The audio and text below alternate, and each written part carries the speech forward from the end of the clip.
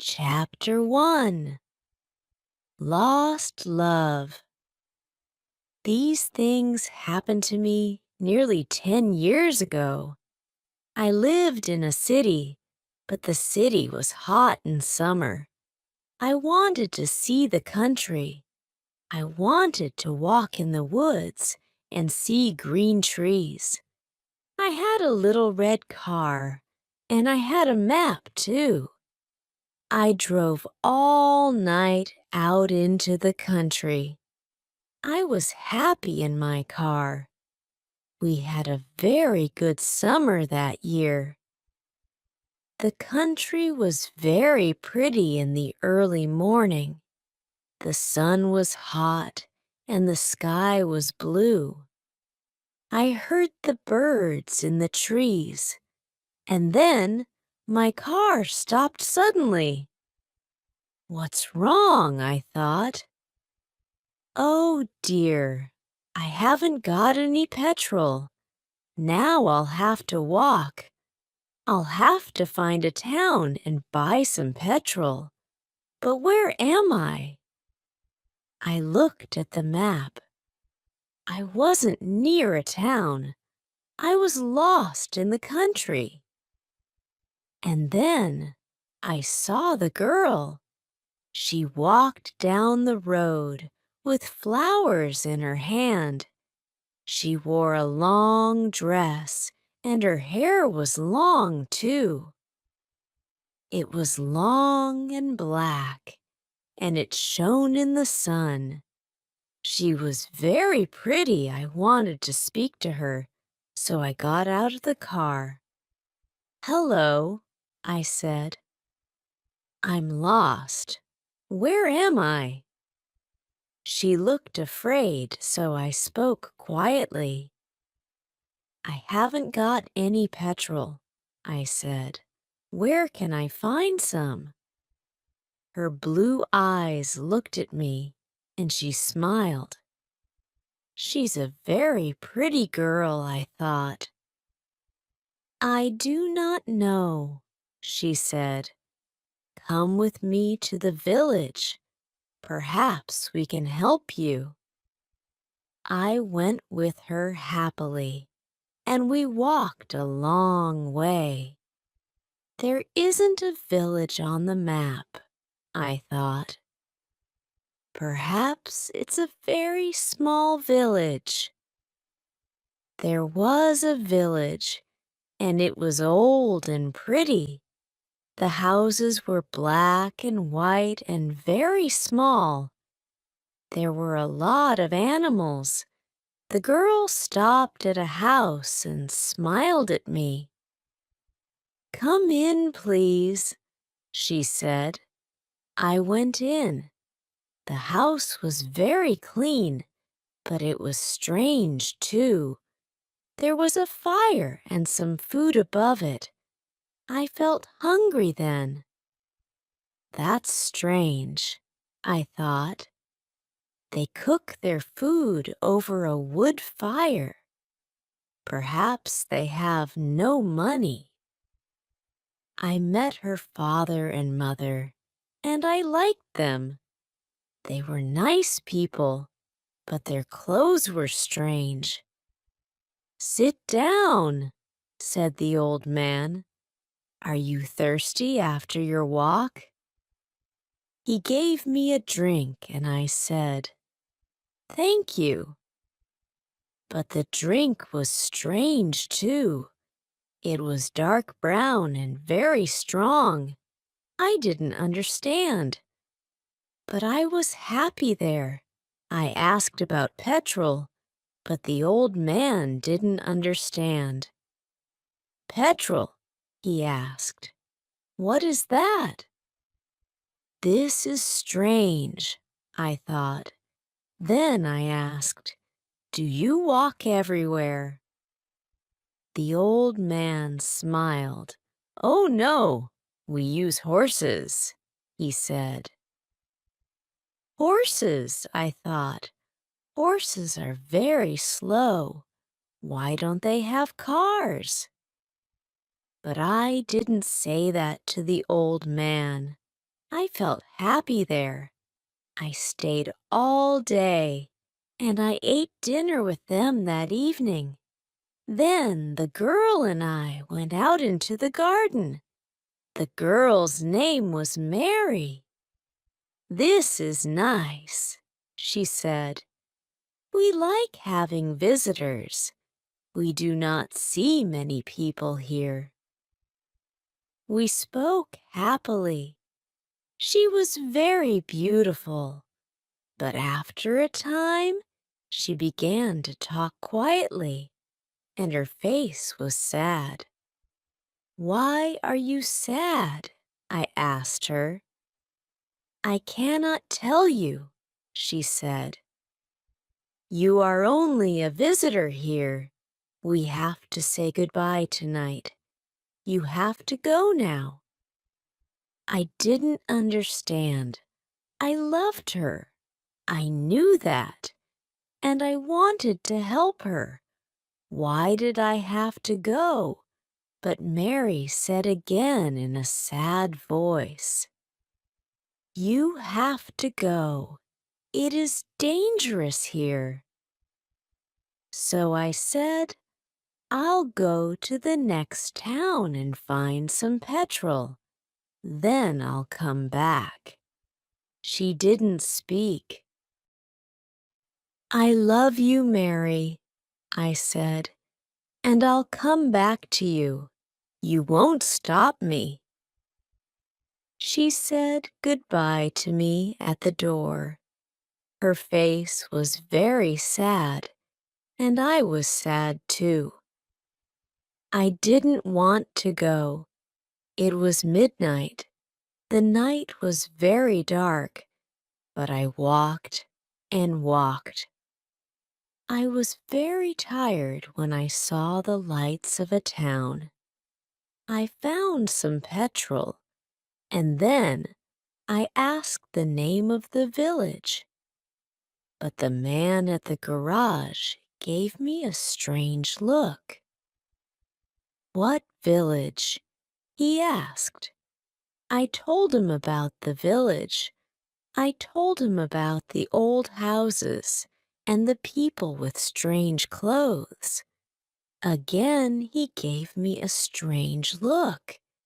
He thought, and then he said, "There was a village there, but it isn't there now. There are stories about it." "Strange stories? What do people say about it?" I asked. He didn't want to tell me, but then he said, "There was a big fire in the village. Everybody died. There aren't any people or houses there now." "How did it happen?" I asked. "And why?" "Oliver Cromwell killed them," he said. "He was angry with the villagers because they helped the king in the war." I couldn't speak. This isn't right, I thought. That war happened 350 years ago. Then I remembered the strange clothes, the long hair, the food over the fire, and the old houses. And I remembered, too, about the horses. "But I don't understand," I cried. "I saw the people in the village. I spoke to some people there." The man looked quickly at me, and then he spoke. "There's an interesting story about the village. For one day every 10 years it lives again, but only for one day. Then it goes away again for another 10 years. On that one day, you can find the village, but you have to leave before morning, or you will never leave." Can this be right? I thought. Perhaps it was, Mary said. You have to go. She loved me, but she said, we have to say goodbye. She was afraid for me. Now I understand, I thought. I went back to the village, but it wasn't there. I looked again and again, but I couldn't find it. I saw only flowers and trees. I heard only the sound of the birds and the wind. I was very sad. I sat down on the ground and cried. I will never forget that day. I remember Mary, and I will always love her. Now, I only have to wait 2 months. The village will come back again. On the right day, I will go back. I will find her again, my love with the long black hair. And this time, I will not leave before morning. I will stay with her. Chapter 2. The Doll. Mr. Brown lived near the center of town, but his small house had a garden. Mr. Brown liked his garden very much. It had a lot of flowers, and they were pretty in summer, red, blue, and yellow. Mr. Brown liked sitting there in the evenings and at weekends, but he had to work too. Mr. Brown worked in an office. It wasn't near his house, so he often went to work on the bus. He came home on the bus too. Mr. Brown was a lonely man. He didn't have many friends, and he didn't talk to many people. And so he was sad and often bored. One very hot day, Mr. Brown walked home. He didn't want to go on the bus that day. He wanted a walk in the warm sun. In one street, there was a small shop. Mr. Brown looked in the window. There were very old things in the window, and Mr. Brown liked old things. He went into the shop. "Good afternoon," said the man in the shop. "Good afternoon," said Mr. Brown. "Can I look round the shop?" "Please do." Mr. Brown looked at the things in the shop. He saw an old doll with a sad face. It wasn't a pretty face, but Mr. Brown liked it. The doll was a little old man with white hair and black clothes. Mr. Brown thought, perhaps the doll is lonely too. He asked, "How much do you want for this old doll?" The man thought, "Oh, that, 3 pounds," he said. Mr. Brown wanted the doll. Why? He didn't know, but he wanted it. 3 pounds was a lot of money for an old doll, but Mr. Brown paid it. He went out with the doll in his hand. He looked at its face. Is it smiling? He wondered. No, he thought. It's only a doll. He said to it, "I'm going to take you home."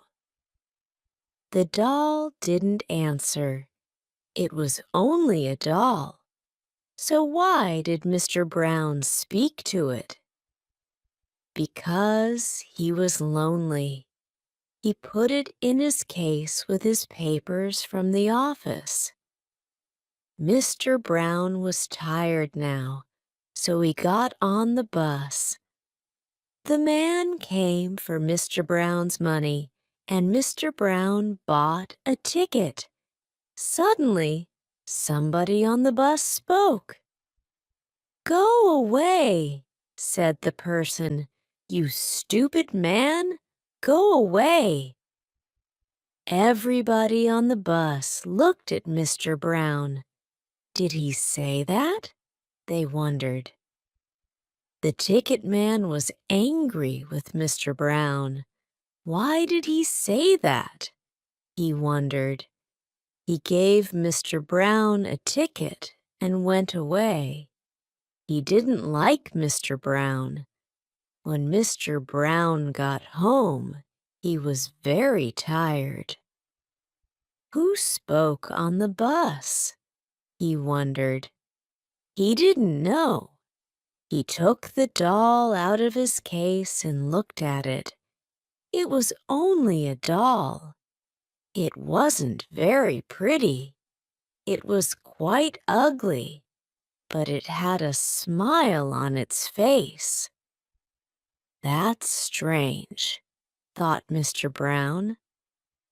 He put the doll on the table and had his dinner. Mr. Brown wasn't very hungry, so he only ate some bread and butter. Then he went to bed and slept. He forgot the doll. It was on the table. Morning came, and the sun shone into the room. Mr. Brown opened his eyes. There was something on his bed. What is it? He wondered. He looked, and he saw the doll. But I left it on the table. It can't walk. It's only a doll. Mr. Brown didn't understand it. It was very strange. Mr. Brown went to the front door. Are there any letters for me? He wondered. Yes, there were 3 with his name and address. But what was this? The letters were open. Who opened them? Mr. Brown didn't know. Mr. Brown ate his breakfast. Then he went to the bus stop and waited. His bus came and stopped for him. Mr. Brown got on with his case and sat down.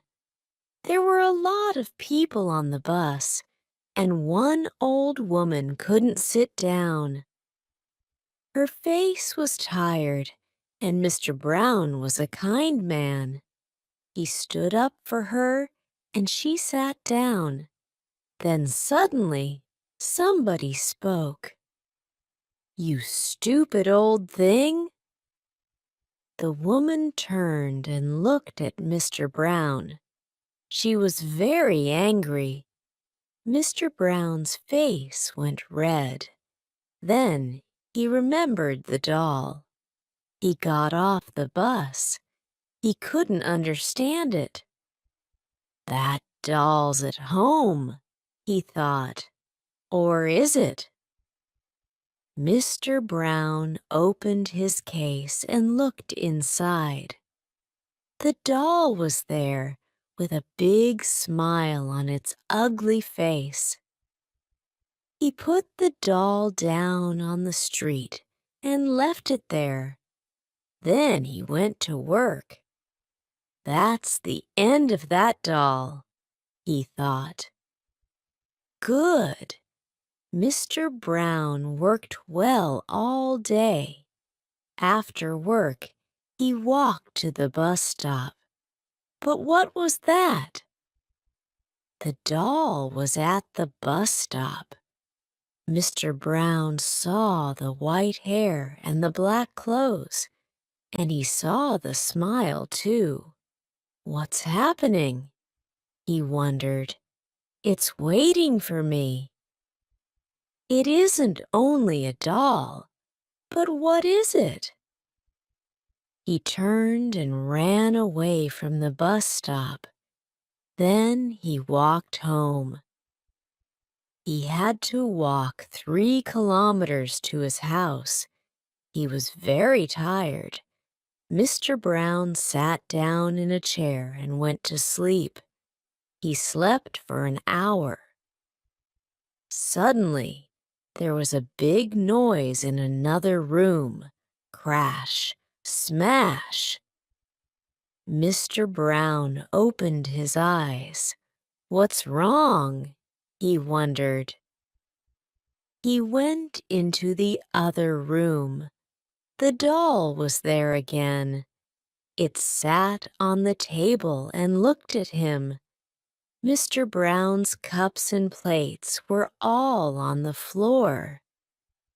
It isn't only a doll, Mr. Brown thought, and it isn't a friend. This is difficult.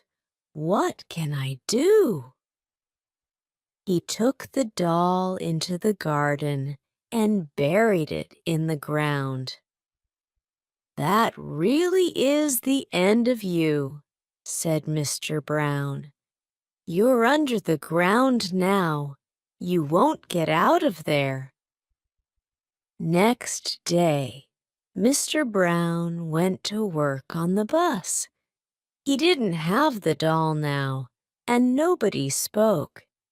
He worked hard, and he was happy. Mr. Brown came home again that night. He watched television. This is good, he thought. At 11 o'clock, he went to bed. The house was dark and quiet. But an hour later, there was a sudden noise in the night. Mr. Brown sat up in bed. He was cold and afraid. What was that noise? He wondered. The noise was at the back door. Mr. Brown was afraid, but he opened the door. It was the doll again. It was dirty from the ground, but it looked at Mr. Brown and smiled. It was a cold smile, and Mr. Brown was very afraid. He looked at the doll and said, "Go away, please, go away." The doll didn't speak. It only smiled again. Mr. Brown was very angry now. He took the doll into the garden again. He found some wood, and he made a big fire. He lit the fire. Then he put the doll on the top. "Now die," said Mr. Brown. "It's different this time. This will be the end of you." And Mr. Brown smiled. The fire was hot and red. The fire got bigger and bigger. Suddenly, there was a loud cry, and people ran out of their houses. "What's wrong?" they shouted. "There's a big fire in Mr. Brown's garden," somebody said. "Look!" And there was a big fire. The people looked round the house and garden. They couldn't find Mr. Brown, but on the ground near the fire there was a doll with white hair and black clothes. It wasn't a pretty doll, and there was a smile on its face. Chapter 3. The Other Man. I was a writer. I wrote books. I write now, but nobody knows. Nobody can see me now. Something strange has happened to me. I will tell you about it. In January, I wanted to write a very long book, so I left my home and I found a little room.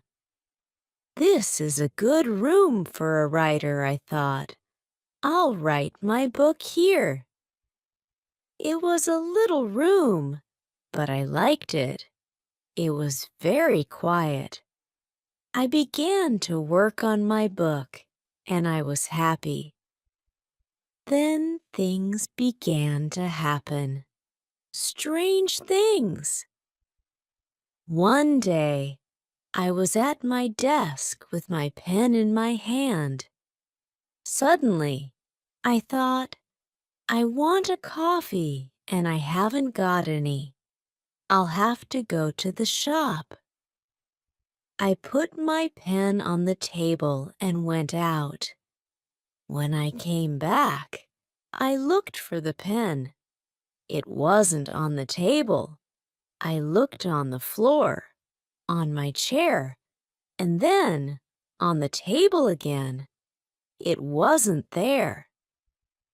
I don't understand it, I thought.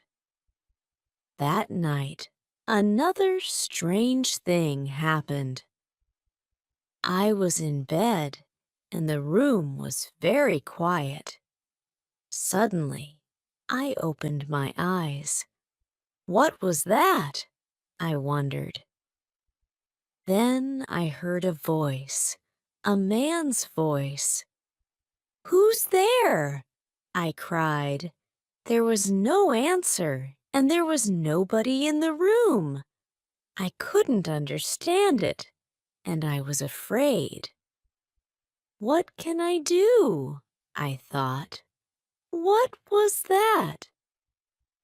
After that, strange things happened every day, but I had to finish my book, so I stayed there. The room was very small. There were not many things in it, only a bed, a table, and a chair.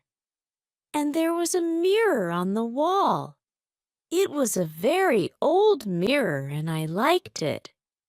And then, one day, I looked in the mirror, and I saw him, the other man. It wasn't me. This man had a beard, but I didn't. I shut my eyes and looked again. This time, I saw my face in the mirror. That didn't happen, I thought. I was wrong. There wasn't another man. I went for a walk that day, and I didn't work on my book. I didn't want to be in the room. I didn't want to see or hear strange things. At night, I went home again. The room was very quiet. I looked in the mirror and saw my face, but I wasn't happy. I went to bed, but I couldn't sleep. I'll leave here tomorrow, I thought, and after that, I slept. But then, another strange thing happened. The other man stood by my bed and spoke to me. "You will never leave here," he said. "You will stay with me." And then I opened my eyes. I was very cold and afraid. I'll leave now, I thought.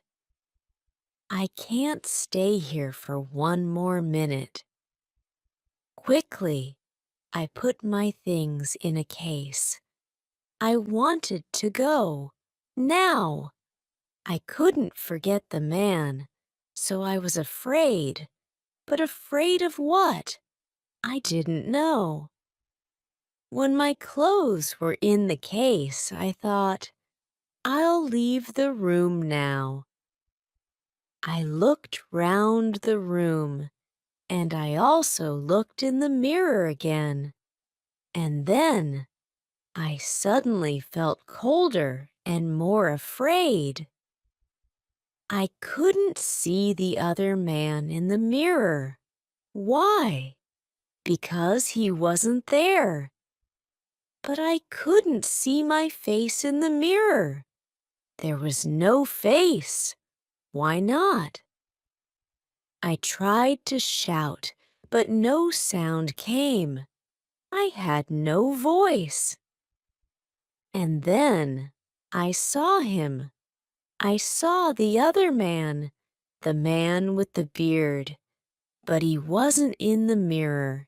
He was at the table with my pen in his hand. He wrote my book with my pen. I was angry and I tried to speak, but I couldn't because I had no voice. The other man didn't speak. He smiled and wrote. Suddenly, there was a sound at the door, and I heard a friend's voice. "Are you there?" my friend called. "I want to see you." I was very happy then. My friend will help me, I thought, but I couldn't move. The other man went to the door and opened it. "Come in," he said to my friend.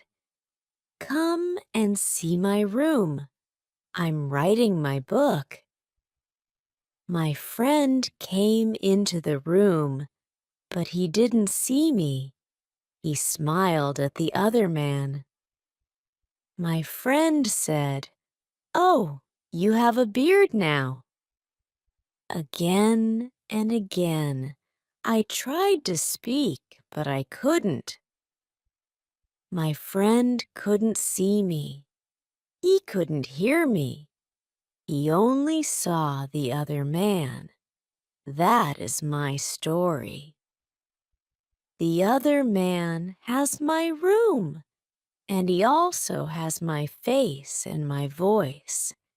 He will finish my book too, but the other man doesn't know one thing.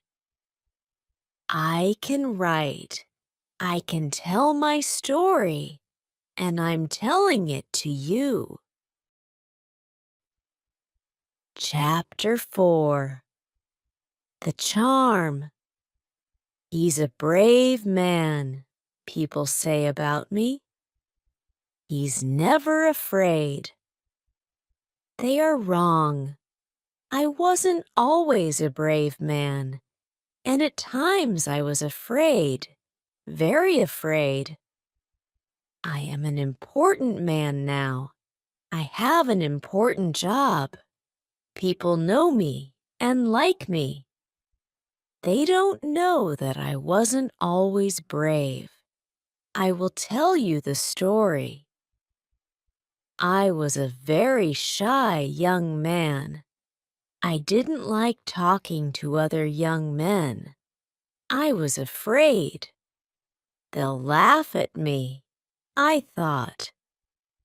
Women were worse. I never spoke to them. I was always afraid of them. I try to help shy people now. I never laugh at them because I remember that time. I was very unhappy then. Then there was a war between my country and another country. I had to be a soldier. Me. I was always afraid, but I had to be a soldier. And it was very dangerous. I was afraid. The other soldiers didn't talk about it, but they knew. They're laughing at me, I thought. They aren't afraid. I was wrong, but I didn't know that. I felt very bad. One day, I was in the town. I had 2 days holiday away from the other soldiers. I wasn't with friends. I didn't have any friends. I was very unhappy. I walked slowly past some shops. An old man stood by the road. There weren't many cars on it. Why doesn't he walk across the road? I thought. Is he afraid? I went near him, and then I saw his eyes. Oh, I thought, now I know. He can't see. He wants to go across, but he can't go without help. Other people walked quickly past him.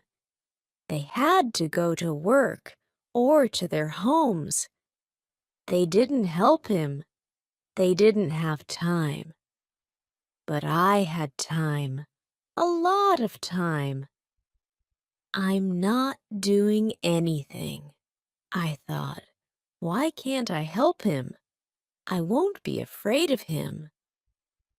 I took the old man's arm and I helped him across the road. Thank you, he said. His hand felt my coat. This is a soldier's coat, he said. Are you a soldier? Yes. Perhaps I said it in a sad voice. The old man put a hand in his jacket. He took something out and gave it to me. Take this, he said. It will help you. Wear it and you'll be all right. Nothing bad will happen to you. He walked away, and I looked at the thing in my hand. It was a small charm, pretty, but strange. It's a girl's thing, I thought, and I put it in my coat. The next day we went to war. I was afraid, very afraid, but I remembered the charm in my coat. Perhaps the charm will help me, I thought, so I took it with me. Suddenly, I wasn't afraid. Why? I didn't know. Was it the charm? It was bad that day. Men died all round me. Perhaps I'll die next, I thought, but I wasn't afraid. Our leader was a brave man. He was in front of us, and we followed him. Suddenly, he was down. He fell to the ground and didn't move. The other soldiers stopped. They were afraid. I thought, perhaps our leader isn't dead. I'll go and see. I went to him. The fighting was worse now, but I wasn't afraid. I've got the charm with me, I thought. I'll be all right. I brought our leader back to a better place, and then I looked at him. He was very white and ill, but he wasn't dead. His eyes opened, and he smiled at me. He spoke, not easily, but I heard him. Go in front, he said. The men will follow you. The men followed me, and we fought well that day. After that, I was fine. Later, I was a leader, too. The men were happy and followed me. People didn't laugh at me then. But is it right? I thought. I'm not very brave. It's only the charm. I didn't tell people about the charm. I had friends for the first time, and I was happy. One day, we had to take an important bridge. There were a lot of soldiers on it, and they had big guns. The country was open, without any trees. It was very dangerous, and my men were afraid. "We're going to die," they said. "Listen," I told them. "I'll go first, and we'll run very quickly to the bridge. Don't be afraid. They can't kill us all. Follow me, and we'll take that bridge." I put my hand in my coat. Blit the charm wasn't there. What am I going to do? I thought. I can't be brave without the charm. I looked at the faces of my men. They weren't afraid now, I thought. My words have helped them. They aren't afraid now. They're waiting for me. They'll follow me everywhere. I'm their leader, and I can't be afraid. I shouted, "Let's go!" We ran. We got to the bridge. We lost some men, but we got there, and we took the bridge. I will never forget that day. I learned something then about brave men. Brave men are afraid too, but that doesn't stop them. I will also remember that old man with the charm. "It will help you," he said. He was right. I learnt to be brave without it. I was a young man then, and now I am old. I am a brave man, people think. And yes, they are right. I am. Chapter 5. Journey's End. Tom Smith was a nice young man. He wanted a job, but he couldn't find one. Many people wanted to work, and there weren't many jobs. Tom felt sad because he never had money for clothes or the cinema. When he was younger, Tom wanted to be a footballer. He was good at football and at tennis, too. He was good at every sport, but there were other better players. Now Tom had a new idea. He thought, "Perhaps I can find a job in a sports shop. I'll be happy then, and I'll have money." But it was only an idea. It never happened. He tried hard to find a job. He looked in the newspapers every day, and he wrote letters for jobs. A lot of letters, but he never found a job. One day, he saw something in the newspaper about a fair in the park near his house. That will be interesting, he thought. It's next Saturday. I think I'll go. Yes, I'll go. I'm not doing anything this weekend, and it won't cost much. On Saturday, Tom walked to the park and bought a ticket for the fair. It was a warm summer day. The sky was blue, and the park was very pretty.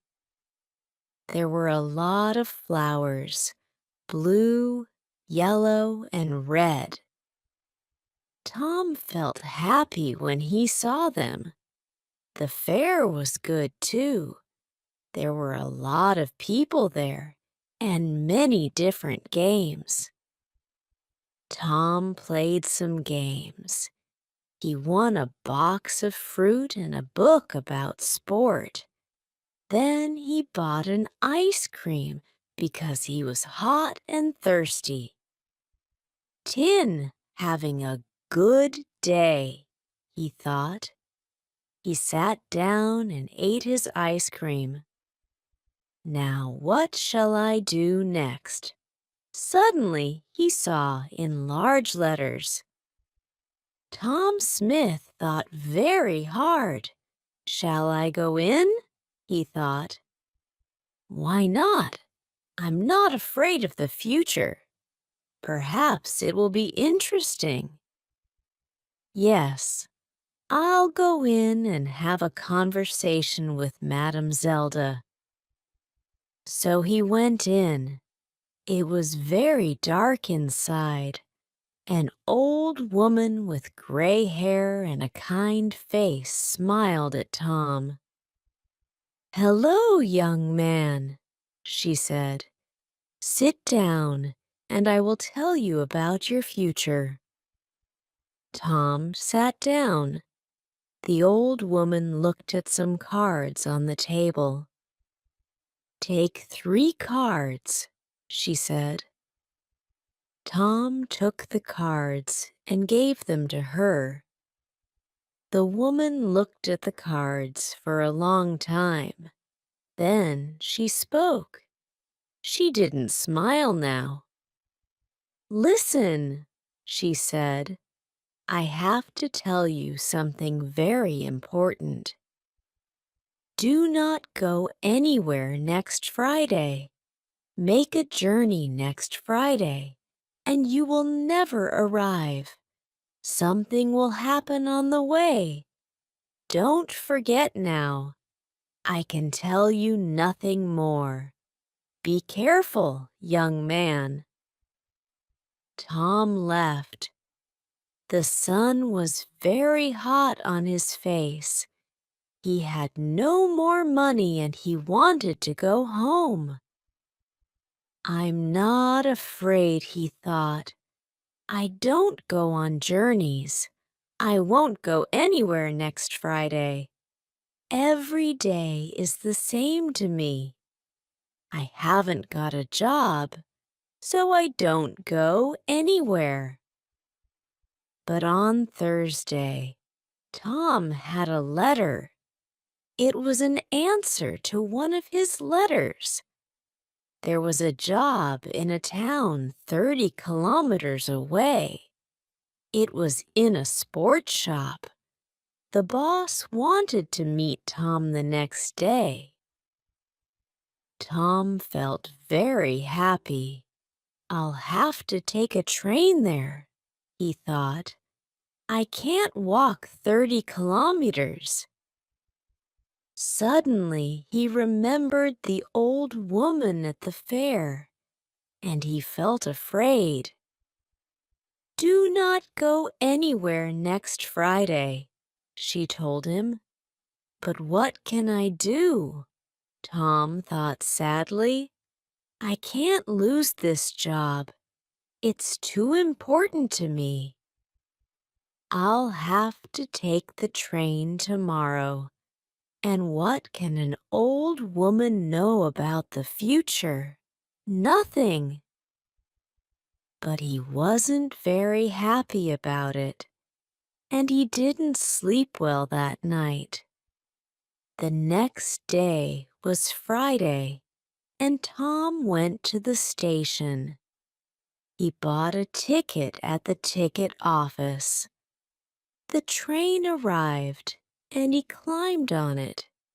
An old man sat down next to Tom. His face was intelligent under his white hair. He had a bad leg, and Tom felt sorry for him. The train left the station and went through the country. A waiter came round with some food, and the old man bought a sandwich. Then he smiled at Tom and said, "Are you thirsty? I've got some tea with me. Would you like some?" He took out a cup and gave Tom some tea. "He's a kind man," Tom thought. "I really like him." He smiled at the old man and said, "Thank you. I'm Tom Smith. Are you going a long way?" But the old man couldn't answer. Suddenly, there was a very loud noise, and the train stopped. What was wrong?